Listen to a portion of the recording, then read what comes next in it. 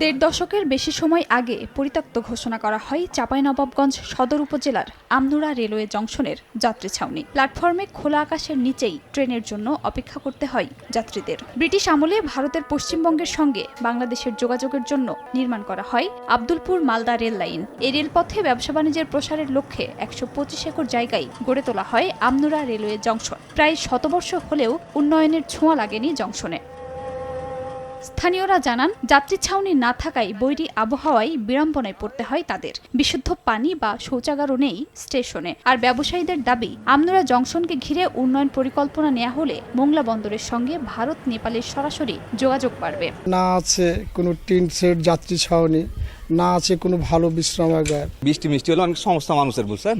একটা ছাউনি নাই, আপনার টয়লেটের খুব প্রয়োজন। পরপর প্রায় ৮টা-৯টা লাইন, কিন্তু বেশিরভাগ লাইন পরিত্যক্ত। আমনুরা জংশন একটা বহু জায়গা, কিন্তু উন্নয়ন যে একটু হবে, তিল পরিমাণে একটু উন্নয়ন হয়নি। রেল ব্যবস্থার মাধ্যমে অত্যন্ত সহজভাবে আমরা ইন্ডিয়া, নেপাল এবং ভুটানের সাথে যোগাযোগ স্থাপন করতে পারবো এবং আমরা ব্যবসা বাণিজ্য অর্থনৈতিক কর্মকাণ্ডে আরও গতিশীল হবে।